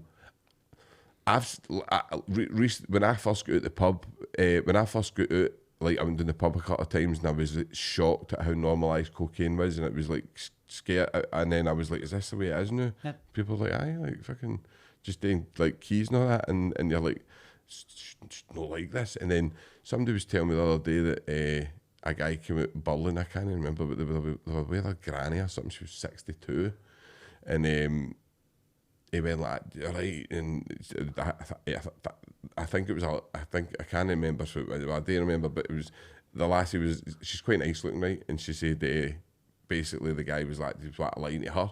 And then went to the grand, do you want a line?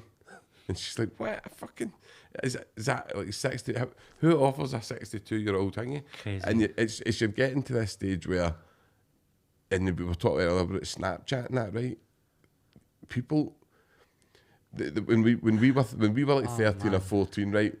If you I maybe in knowing your house, but in my scheme, if I was 13 or 14, I went to a local drug dealer and I went, You got slapped. aye, if I went, can I get a gram of coke, a gram of crack, or a gram of smack, you'd have got your balls booted, and you'd have been told, your mother or your cousin or whatever, been told he's trying to buy, he's too young.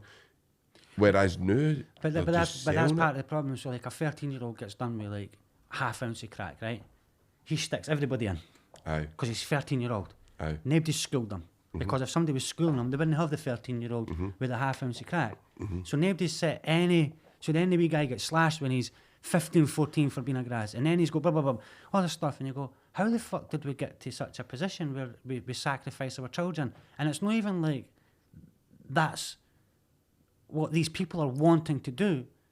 It's because that's the only thing that they can do, because our drugs policies and procedures means that these guys, if they get caught with this much and they get done with the organised crime aspect because of a mobile phone or because of a tick list or because they've done it, whatever it is, they're then getting harsher sentences than a fucking paedophile. So they're on like 3 years, 4 years for getting caught with white. So you've got, of course I'm going to give it to a bairn. I know. So there's not like they're going, you know what, I think the best thing for me today is put 13 bairns on Snapchat and get them to get 250 quid a week. That's not what they're wanting to do. That's what they're forced to do. And that's not me making excuses for them, because yous make these decisions, yous have responsibilities for your actions. So when you're, and it's the same thing, it's families against families. It's not like crime clan against crime clan and organised. It's fucking cousins against cousins. I know. It's brothers against brothers. It's not like. And people don't realise when you. That's when generational trauma. Aye, when you're in the know, you see things, and you know. you hear of people like as you say, cousins and things, and it's when you get to speak to the guys, and some of the guys, like, look in their eyes. It's not a life that they want. I know.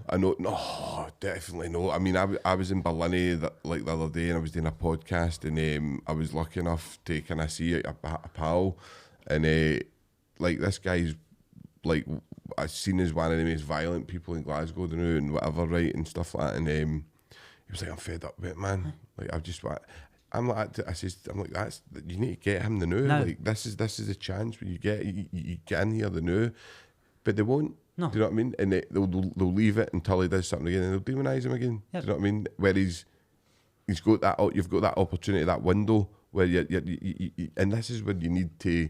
I call them critical periods of engagement. There's certain times and certain times. When I was 16, and I was spent like 8 years in the care system. Like come like 16-year-old, I'm at my birthday. I try and kill myself because like you're getting out in the morning, and I'm like, I think I want to get out of this, so I try and take fucking 40 amitriptyline or something like that, overdose, wake up in Dalkeith police station, battered to fuck off of the busies, and then... It's a 16-year-old, 16-year-old, just turned 60, 16th birthday, I'm then doing the weekend on my 16th birthday. And this is because you're institutionalised, no wanting to go? Aye, I didn't want to go, I just wanted to kill myself. So then, I'm put in Dalkeith police station, up at court on the Monday. And when I go up to court on the Monday, they go, oh, this guy's been through the care system. If we jail him just now, we could further compound, all this sort of stuff. So like, okay, we'll grant him bail. And I'm like, okay, what happens now? I've been granted bail. I'm like, okay, I've heard this word before, bail. I know my pals get bail, and some of them didn't get bail, and it's what they argued. Does that mean my grass now? I've got bail, and like I'm thinking, should I have went to the jail? Ken? Like I've got all this stuff. I know. And then they're like, there's directions to Edinburgh Council Homeless Department. You need to go and like house yourself. So I'm like, okay. Stayed on the bus like, fuck this, I'm going to go and get like a half-ounce of soap bar and get on my feet. That was a critical period of engagement. There was a time there that Gary didn't need to become a methadone addict. Gary didn't need to become a drug addict. You could have spent 2 years, 3 years with lived experience, proper services, and made a difference. And this wee guy at this point here, you didn't. So then we're faced with like a mini fucking crime spree. Somebody who's like, blah, blah, blah, all that sort of shit. So you go, and it's still happening now. Like I've sat on a care review. So as part of the care review, I sat there, and like James Dockett is there, all these people are there, right? And I'm like, what the fuck am I doing here?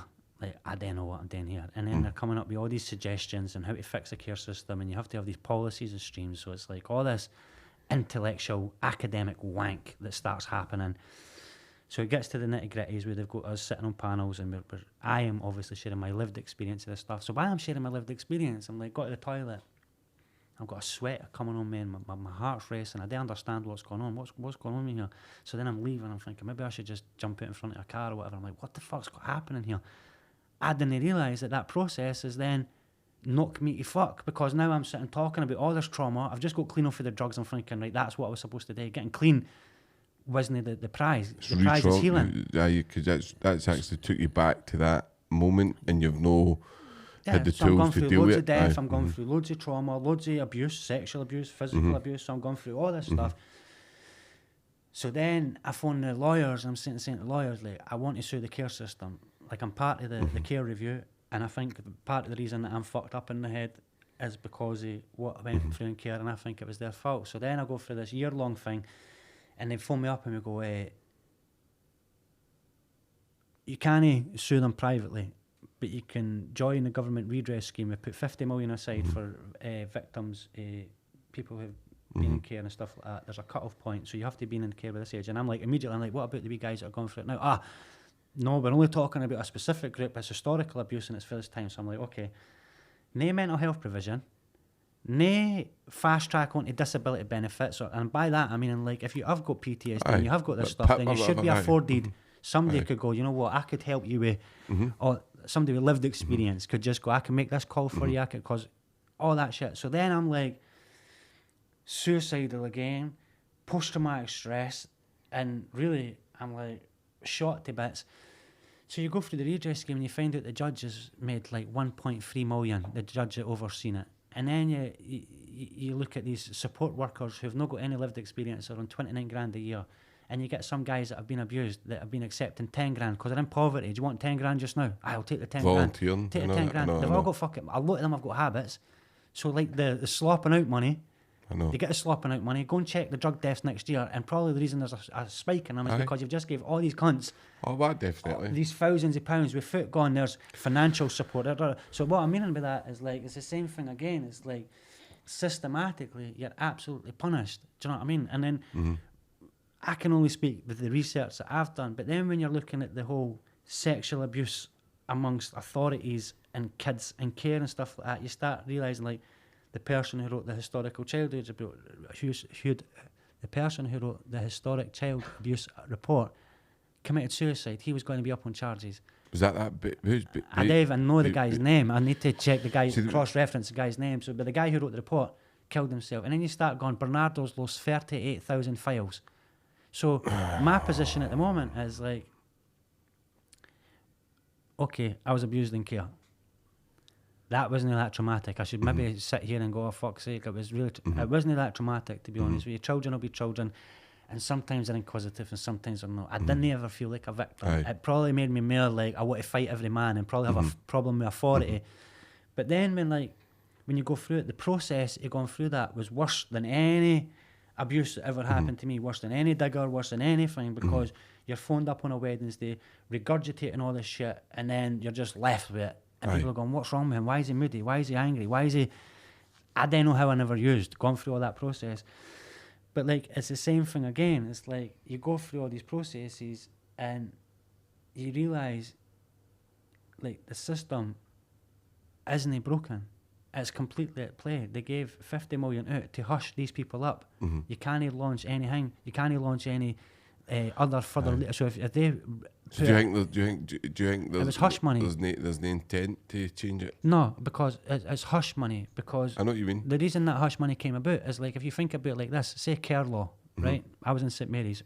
Everybody in St Mary's knew that shit was happening in care law for the staff, right? So then you've got this situation where the social workers who were sitting at Matt George, wasn't that? Was it that one? Because we had Davy. I can't even remember what the Davy staff... Shaw was on here, right? Davy was on. Sorry just to let you kind of give a wee bit of kind of backup on this. Davy Shaw was on here about a guy who won money and got money and stuff, and the guy that abused him. And the question I put to Davy, right, was Davy, was this happening to everybody? And he said, aye. He said, and I said, what about, like, he said, Sean, they were choosing who they wanted to go and date to that. Now, it made me sick to the stomach, right, but I was like, so I said, so he was in Berlin when he was 11-year-old, right, and he said he felt safer in Berlin. Of course. Than he did in a care home. He wanted to stay in Berlin. He was like, an 11-year-old, I don't want to go. I wanted to go to Longregain schoolboys like that to get out of the security units, because at least in Longregain schoolboys, the worst that's going to happen is some fucking weed has got to take my face off, right? Okay, I can deal with that. But in other places, no, that's just got to happen. They've got to try and rape you. They've got to try and shag you. They've got to try and do all the other stuff. Do you think it's still... I can't say. I just think with power comes that stuff. So like, with power comes that stuff. But like, we still have this thing where, so like, even getting back to that, like my problem at the moment is that when all that stuff was going on, the social workers who were sitting at that meeting that kept their mouth shut, that knew all this abuse was going on, then became managers within the social work department, who then became on these pension stuff. So you've got a certain group of individuals who are rewarded in society for keeping their mouth shut. And they managers now are the same ones who train the social workers up now. So you graduate from university, you become a social worker. Who's your line manager? My line manager's here. What was that cunt doing 20 years ago? He sat at that meeting, kept his mouth shut, and now he's promoted to this. Do you know what I mean? The care system wasn't broken. It worked for these motherfuckers, because what did they do? They took a lot of these kids out and they sexually exploited them within the legal system. That's not my opinion, that's fact. But we didn't talk about it. We didn't make movies about it. We didn't write books about it. And you're left with going, Tam Payton was the Bay City Rollers manager. Anybody in their right mind knows that Tam Payton ran fucking rent boys and fed them to the PFs up the town. And that judiciary were part of that thing. So now you have the judge making 1.5 million off of the redress scheme.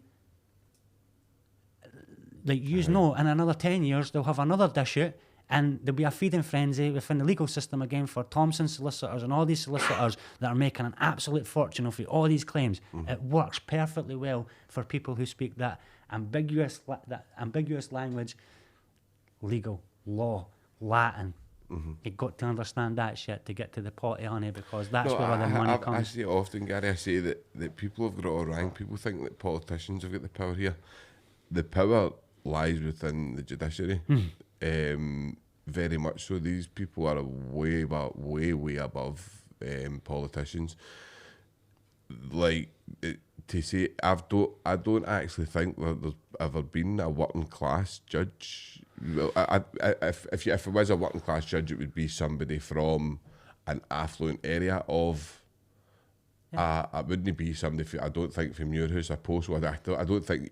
It's not allowed. You wouldn't. Aye. So they do the thing. I've mentioned that a few things. They do the thing called the devil band, and a devil band is so you do your deviling, and basically you devil a KC for 2 years unpaid, right? So what that does is it cuts out all your working class lawyers. So any working class lawyer that wants to be a KC, who can afford to go 2 years without a wage? Who can only people with mum and daddy that's willing to. And that same thing is pulled into the film industry. So it's like people in development in the film industry, they can survive development because they're middle class and they don't have to work for 50. Not everybody, but there's a certain group in Scotland who benefit from film funding, and it's the same shit that goes on every fucking year. Meanwhile, access to making movies and all the rest of it is like, it's the same thing. That's power. The power in movies is very powerful. I know. It's fucking extremely. It can change society, raise awareness, and that's why I love working in the medium. Right? Aye. I have a set. If I didn't make films, they'd probably give a fuck about me. Aye. Do you know what I mean? I'd still be that cunt. So listen, we've only got like half an hour left, right? And amazing conversation. Loved it, Gary. But I don't want to go over your work. You know what I mean? So I don't want to miss that out.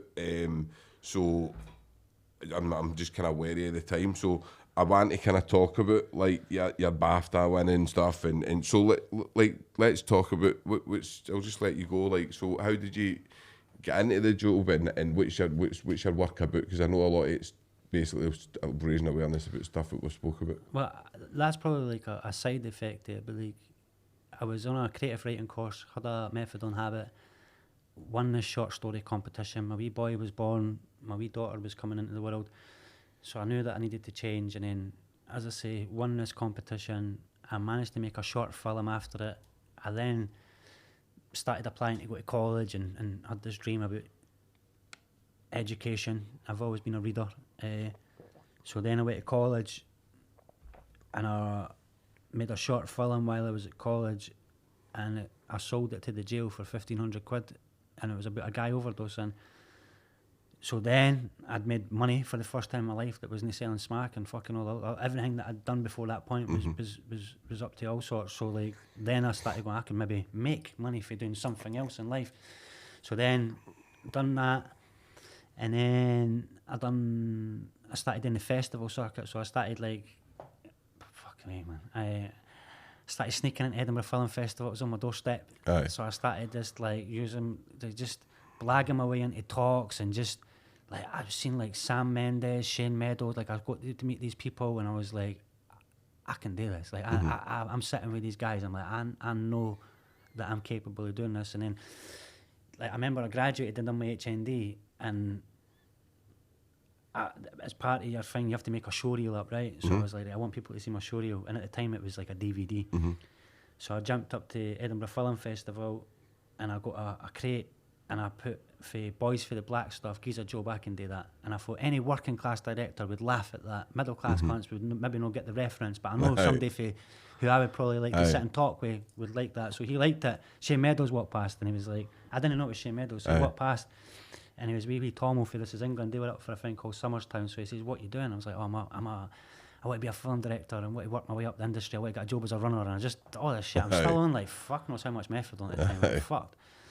But I had this need to want to do something. So then give you a bit of purpose. It was better than jumping about up to all sorts. So then I'm like, gave him the DVD. He goes in, And I thought, maybe I've missed the opportunity, I've fucked it. So I try and go into the film house at the back of him, and as I've sort of opened the door, there's now a crowd of people, so I'm like, fuck, this guy's famous. And he was like, oh, we were just talking about you. He said, do you want to come for a drink with us?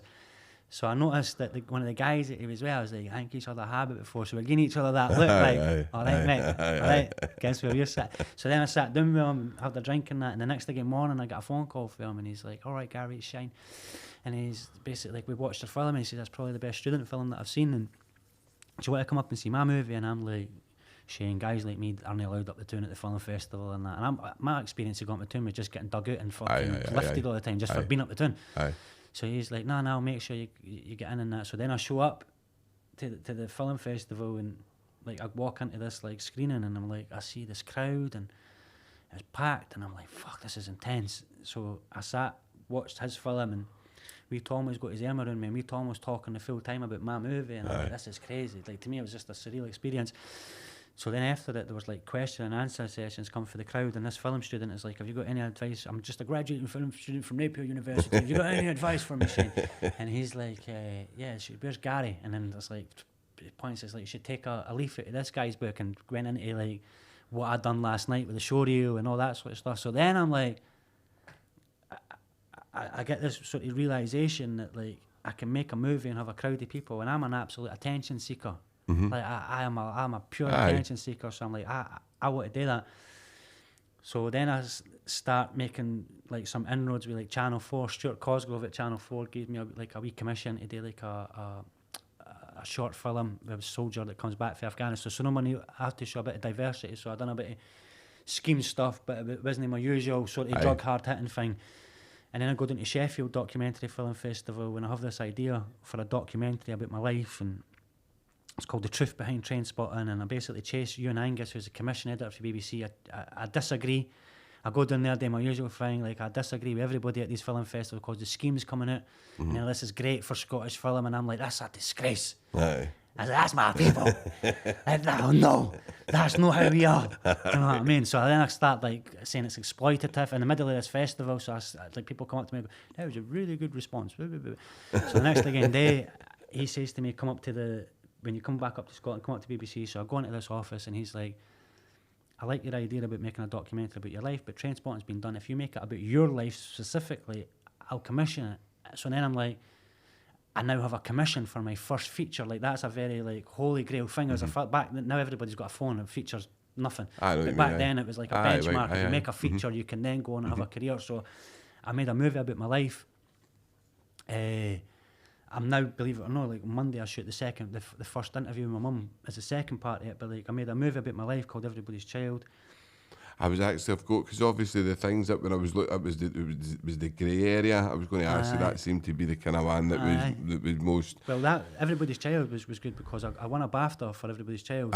But I was still an addict, so I went to these films. I was nominated in competition for the like Young Filmmaker of the Year in Leipzig, I think it was. So I went, like, the wee scheme cunt managed to get to like fucking jumped on a plane with nothing in my pocket and managed to get to Norway, to all these different, like, just pure hustle my way with nothing in a drug habit, like nothing. I was actually banked like 60 Fs and a couple of valleys, and as soon as I got to the hotel, the wee junkie in me copped them straight away, and I'm like, I'll be alright. And within a couple of days I was just rattling like fuck, so I was like ratting like a bag of spanners. So I was like, I can't continue like this. So I done these film festivals, and I got back, and I broke up with the partner at the time, the woman that had the kids in that day. So then I'm like, started putting myself in these homeless hostels, and I'm fucked. I'm like 6 months in, like I had a Valium habit for like 22 years, so I'm like coming off of Valleys, so a 22-year habit to nothing. So then, like, the only thing that I'm doing is smoking weed, and I'm going to these meetings, and they're like, you need an abstinence program, and that. I'm like, I just need a joint. Like, just stop, everybody, stop, just stop. I'm like, I just need a joint. And they're like, no, you can't do that. I'm like, I want to be a rapper now. And they go, you're crazy, you need meetings. I'm going, no, I need a studio. And they're like, no, you're fucking mental. I'm like, I'm not, I just need to no do this, but no do that, and find my own path. So I done that, got clean, and then when I was in the hostels, I started writing a grey area because I started like doing a wee bit of research, and apparently they could determine whether you've got to be an addict when you're a child due to the grey matter in your brain. So I worked with all these guys for recovery. So again, they were all doing meetings and that. So I was like, anybody want to do this thing called the grey area? Typical addicts, they all show up, forget about anything that I've said, and just do their own thing. And I was like, this is good. But then I got my house. I got a phone call for Irvine Welsh, and he's like, Danny Boyle wants to meet you. And I'm like, okay. And he's like, he's doing Trainspotting Part 2. He's wondering, he wanted to do some research, so he's wondering if he can meet you. I was like, aye. So me and my wee mate for Hendo, who's through here, we in Henderson, we meet him, and Hendo's like straight away, he's like, Danny, you got an Oscar? And he's like, aye. And Hendo's like, I've got an Oscar in the car. And I'm like, Hendo, fucking stop. Hey, stop, you're fucking it up, bro. Like, you're fucking us up for us. And then Danny's like, so what did you think of the first Trainspotting and that? I was like, mate, I didn't like it. I said, I'm sorry. I said, I didn't like it. I said, I feel Did you like Trainspotting, did you know? No, the first one. I was too busy punting the gear at the time. Right. And at the time, obviously, where did that it traumatise you a bit? Nah, like the real life was much better. Like, to see all that, that was a fantastical film where, So where people was like they were glamorising it a bit. I says to him, I says it was glamorised. He says, Gary, we had to do that because we had to shoot like a music video. Right. So then I'm like, okay, there was a deliberate creative decision to no glamorise heroin use. I know what you mean. But to glamorise heroin enough to put Iggy Pop and to put all these people. But what that done for us, and what I says to him is like, what that happened with us is like, we felt that gave us carte blanche to smoke as much smack as. Obviously, I just use it as an excuse and going, I'm not a junkie because I'm not injecting, so I don't even think I've got a problem here. Do you know what I mean? Like, so all that was going on. So then I says that to him. I was like, I didn't like it. I says, obviously, it served its purpose or whatever. I says, but also as well as like, and again, this is not a critique of Irvine Welsh, but like, my mate Benny says this best. He's like, Gary, Trainspotting was good. He says, but they're the cunts that we never used to let in the house. And that stuck with me because I was like, right, I know what it's like to get let in the house. So that's my experience. So Trainspotting's good. If you want to speak about the guy who's arguing with a Doug walking down the street who says he's Edinburgh's hard man, the big stuff, that's not what we are, though. No, so, and even so you have to make it comical. I remember when I seen Begbie and that, it's no the way, that isn't the way hard men operate. It's no, like, I mean, you get people like it, but they're not the people 9 times like... out of 10, hard men aren't acting hard. They didn't need to. They sit there in silence because nobody knows what to say around them. I know, definitely. they're no, the loud ones are usually the ones that are kidding on. But no, I know, and I think it... Because it did put Edinburgh and that kind of smack thing on, but I've never looked at it that way, in the way it's when like fucking like we could, that it's like glamour, we can just do as much shit. It's like, so I guess I maybe just used it as an excuse to just no, but it makes sense. It makes sense because I've never looked at it that way. And then the older team are like, that's not what really happened. Like so there were so much stories that we heard for the 80s that it was like that was a small piece of what was going on. But you looking after JoJo was more reflective of the culture than what that was. Do you know what I mean? What's it? Was it an acid house? I've got 2 pit bulls and a machete and I'm fucking coated her into here. I'm like, I know that guy. I know him. So like, so Danny asked me to act and I was like, I didn't act. If I did, it would be in my own movies. I said, I am a director. I hate saying this in front of you, but I am a director. Aye. And I said, by the way, what are you up to tonight? I says, because I've got this drama group called this thing called the Grey Area that I'm doing. And I says, there's always people with lived experience. I says, and it's quite good.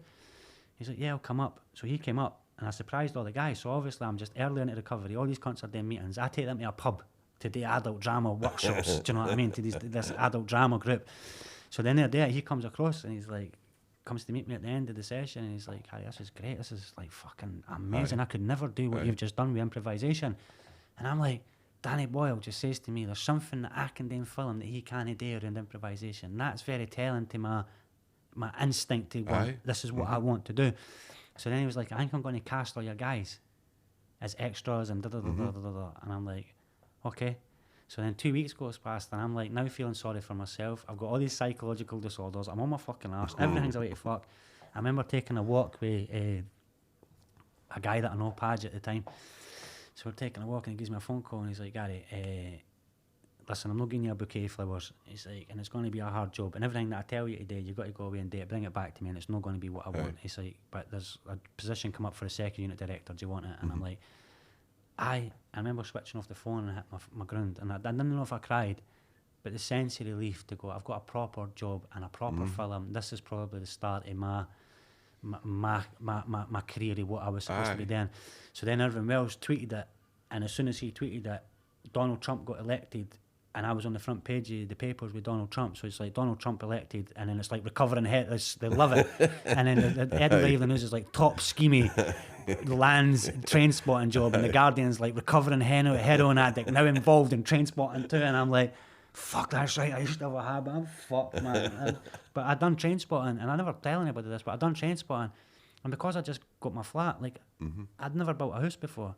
So I'm in a house with, like, flare boards, fucking a fucked fridge, a fucked cooker, like, just everything away to fucking, and give me this money, and I'd be away up the town buying, like, free Lacoste jumpers and walk back to the flat going, is there no something that I was supposed to do? Oh, aye, get food. So I'd be sitting there with, like, top clobber and have nothing else in the house, and I'd be like, and then they'd pick me up, and I'd look, and I've got the fucking, the boot, I'm still institutionalised, so I've got, like, the weights bar at the bottom of the bed and all this sort of stuff, but I'd done it.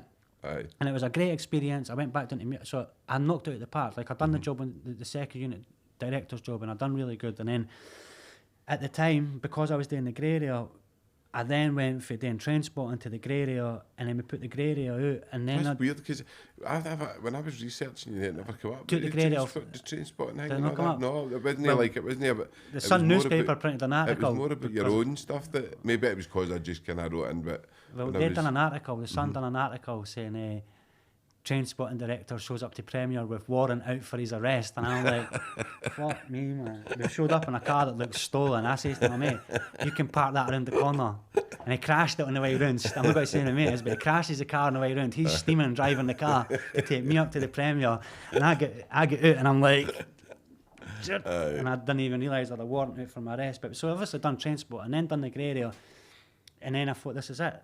So like I've done so then I went for like feature length film and Everybody's Child. Then I did Trainspotting, and then I did a 1 hour drama series that I write, direct, get it onto BBC, and then COVID comes with a big fucking baseball bat and says, "Bum." So we write for 2 years for the follow up to the grey area, and then BBC basically say, like, I can tell you start going to the meetings and they're like, it's not exactly what we're looking for, and you're like, blah blah blah. And then so we basically launched that on their channel. Do they try and get you? The editorial guidelines. Do they try and get you to change into their way of thinking? Aye. If that makes sense. No, they didn't try and change you. They force you through their editorial guidelines and procedures to go a certain way. So they might not have to sit and say to you at a meeting, oh, by the way, we want you to go down this route here. Like, I had a character deliberately who was Muslim, but I did not want to be that part of his identity. Like, I didn't want the audience to watch us and go, oh, he's a Muslim, he's obviously going to be a radical. Like, I didn't want that. I wanted him to be a Muslim, but that's no the reason that we're watching this. Do you know what I mean? And I wanted them to be respectful. But they had other ideas, and they were just like, the editorial guidelines for them means that somebody like me can't exist making films in a scheme if I'm doing it properly. So then, when they scrapped it, and COVID's there, I went from being like homeless in Dundee to homeless in Edinburgh. So I've like spent 10 years fucking off the Muirhouse, not gone back to Muirhouse really, getting away from the area, getting myself clean. And then Edinburgh Council, like, they put me up in a hotel, and then they put me up in a like 5-bedroom townhouse. So I've got these wee mental Afghan refugees here, that have been through fuck knows what. They must be like, this country great, man, because they're given like 5-bedroom townhouses overlooking a canal because it's COVID. That doesn't usually happen. They're like, we've made it, bro, we've made it. So they're running around mental. My bairns are like playing football with them or whatever. So then the council phoned me up and they're like, oh, we've made a mistake. And I was like, what do you mean? So basically they gave me this 5-bedroom townhouse, and they're like, you're going to be here for a year, but you need to bid for houses. I'm like, oh, perfect, I can take a year up here. I'm like, yes. And then they're like, oh, we've got a house for you down in Poulton, we made a mistake. I'm like, oh, fuck's sake. So then I go back to the area that has just been the cause of all the trauma. Now I'm clean though. So like, I've never been in an area clean, so now I'm scared. I'm like, I don't know what's going to happen, who's going to take a pot shot, what the fuck. All that shit. I know, But do you know what's good for the work that I've done? When I went back down there, a lot of the wee guys and all that I'd worked with, they weren't the wee guys anymore. They were fucking stone cold, whatever. Them whatever, but they were like, that's that guy at 13 that was asking me if I wanted to be a welder. So I was just given this, like, he's not active, leave him to do his thing. So that meant that I could get fit. So like a couple of, can't really say any names, but a couple of influential people in my community they were like, right, okay, I'll help you get fit, I'll help you do this, I'll point you in the direction of this. So then I've started becoming the man that I've always wanted to be, because then there's no fear in me anymore. I'm now going, I'm getting physically fit, I'm emotionally fit, I'm spiritually fit, I'm good to go, like ready for war, prepared for peace, that sort of attitude. So then I obviously like, I spent like all the years in sort of temporary accommodation and then go back to that area. And a day supply and demand. In the middle of COVID, the police are saying nobody should hang around in groups and da-da-da-da-da. And the local shopkeepers are like, can't be open, just take it. So an unnamed shopkeeper lets me take over these shops. So I went for like breaking into these shops to then getting handed for the keys for these guys. So that feels weird, you know, I'm letting everybody in and getting this responsibility. The burglar alarm goes off and I'm not trying to run. I'm like, oh.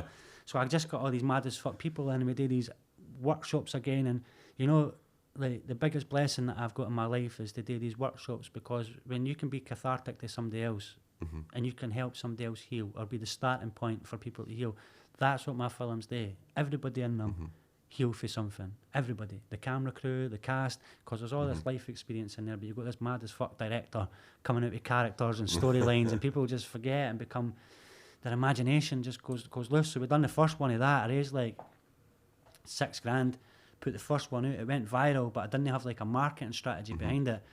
So now I'm like, okay, I hired the cinema. So then I go and do part 2. Struggle for, this is like 5 years we've been doing it now, and part 2's in the cinema in September, but we're basically then, like I raised like 30 grand, 36 grand or something like that today, part 2. This is me just contacting like scaffolders, putting my own, every bit of money that I get just goes into just no sense, just making it. So then I make this thing, but I'm like, it becomes this amazing experience again, because we've done something that people aren't doing, which is for me making cinema, which is independent of the authorities, so I can put it on in places like, so this one doesn't go online. This one, I think I was speaking like the Cumbernauld Cinema Club. So I was speaking to them, so I was going to maybe try and start getting these guys to come and do screening, so I can do it by donation only, but it means that I can, not everybody in Easterhouse or Pilton can afford to go to the cinemas. It's like 60, 70 quid. So if I can put a movie on in these areas and say, look, it's by donation, maybe £5 minimum donation, if you're fucked, come along. We'll find a way of getting you in. Sound of Freedom, did you watch Sound of Freedom? I went to the pictures to watch Sound of Freedom. Nah, I don't think I've got the bottle for it. It's hot. Honestly, I'm too weak. I cried all the way through it. It was one of the saddest films I've ever seen. But Joe Cavell at the end says, listen, if anybody wants to donate money to this so that they can come and watch this for free, then pay it forward. They pay it forward. So I mean, that's maybe something you could look at doing. And well, that's what I mean. You just have to find innovative ways of getting bums on seats. So at the moment, I need 100 seats, and I can charge 10 quid for Eventbrite per seat, and you can do by donation only. But the good thing for Eventbrite is, like, when I put on a gig now, I sell out a gig. Like I'm in a good position like that for the music and the films. That if as long as I give people 4 weeks notice, when I put the gig on, they all come. When I do the movies, they all come, because there's a certain energy there that's raw, it's untapped. You're getting the we're not saying sorry for who we are. You're getting the and you know, there's no, it's as he says, it's an untouched. Some people like maybe even like Jerry Cinnamon and that, and other people have maybe pioneered that way where they've no signed labels and stuff like that. You've kind of done that with the films. But when they gave me the redress money, I got 100 grand for the redress. Aye. I rattled like 80 grand out fucking straight away as usual. Do you know what I mean? But I done the right thing. I set up a company, setting up a community interest company, setting up a limit, all the stuff that I was trying to do before but couldn't do it. Now I'm like, okay, I can do that. So now I can invest in Everybody's Child Part 2 before having to go to anybody. So now I'm testing the laws of attraction, because now my market value should then start rising, because I'm going, look, I don't need all these cunts. I need to, and back to drug dealing, I need to cut out all these middlemen so I can have this product here and go straight to consumer here. How do I do that? Well, for me in Scotland now, it's about cutting out the official. So if I can do Everybody's Child Part 2, put that into film festivals, try and get a distribution deal for that. I've got the Grey Area Part 3, which I'm now looking at. I've got private investors, Polish guys. So the next again one, half of the film's going to be in Polish and the other half's going to be in English. Why am I doing that? I now need to start mixing up the languages in my movies, because nobody gives a fuck about loads of scheme cunts speaking about scheme cunt stuff. But the moment that I start integrating Polish people into it, or other types of people into it, it then means that their market becomes my market, so people in Poland are interested in, and that's why I kind of hate refugees. I'm not saying Polish people are refugees, but that's why I kind of hate on people immigrating to this country, because I benefit for that, because I want to go to Poland. Do you know what I mean? I want to go to other places through my films and learn. I want to make a non-English speaking film. I think the where I can see people's point where they go, they come here, we've got an NHS, it's busting, we're getting, but what annoys me is if we have a minimum wage, there should be a maximum wage. I go on about it all the time. We should be blaming the billionaires. We shouldn't be blaming the people coming over. And there is cultural differences, and I get where people are getting again, where they're saying you're bringing people over from war-torn countries who have got different ideas and ideologies, and they're no following the laws and stuff. I get that and all, but it's a very small minority. This is where I get. Aye. It's a very small minority, and it's very easy to radicalise yourself onto that because you watch the media. Through employment laws, why do we not have 10-year jail sentences for somebody who pays somebody below the living wage? So how can it be profitable Aye, like for a slavery, lot of the like, farm I know, owners who have I got know. all these Eastern Europeans that are working for shit money on the fields to get their passports and that taken off them? But that employer isn't the one who's singled out. We're going, can't I believe they're coming across here taking our job? Going, silly cunt, you're not working on the fucking field. You've been on DLA for the last 10 years. I know. Like, it's not like you're breaking your back up there and going, you know what, I was going to pick these strawberries. I know. No, you weren't, eh? These guys are getting, and that's where you're kind of going, it's And part it is of this. slavery. People Aye. don't realise that. It's actually, a lot of them are getting forced to come here and stuff. And, The wee refugees and, that come into the country didn't get a national insurance number. He's 16-year-old, 17-year-old, got no national insurance number. What is he supposed to do? I know. Like, come on, And it is, it's just more. Well, listen, Gary, it's come. I could sit and talk to you for another 2 hours, man, and I've absolutely loved it. But I always just try and give the guest the last wee message for anybody that's out there. And obviously, you've got such an amazing story. So, like, just anybody that's maybe sitting out there with maybe kind of mental health whatever, do you know what I mean, addiction problem. Just a wee message for people that maybe are watching this. I know I'm a bit biased at the moment, but like a lot of you didn't have mental health problems. A lot of you didn't train. The mental health problems are real, but they're compounded by the fact that people only getting up off their arses and fighting and training, because the physical health is where our wealth lies. And in this country, through our food, through our addictions and prescriptions and all the rest of it, people didn't know how to do that. So like, take the next step and go to your local boxing gym, go to your local jiu-jitsu place, go to your local Muay Thai place, go to your local judo place, or whatever it is, and start building your bodies back up, because your minds and your bodies are absolutely shattered in this country through trauma. And the healing aspect comes when we physically look after ourselves, because our diet has to change. Learn to meditate in this country. We didn't do enough of it. We certainly didn't do enough yoga nidra. We certainly didn't do enough breathing exercises and mindful techniques that can benefit your central nervous system. And that's that thing, is, I guess, like, look after your central nervous system. But also, supply and demand is going to be out in September. So if you see it available anywhere, come to your local cinema and support independent cinema. Everybody's Child Part 2. We're now working on that, so we're hoping to get that made very, very soon, and we're just making that ourselves. And in the Grey Area Part 2, we've now started developing that. So there's like 4 or 5 different projects there that I've got ADHD with, that I really can't wait to bring it to people. And every screening that we're doing, we've got to try and have a gig after it as well, with all the mad cunts with the Scottish hip hop scene. So try and, I don't know, at the very least, come out and have a night out and just relax a wee bit, I guess.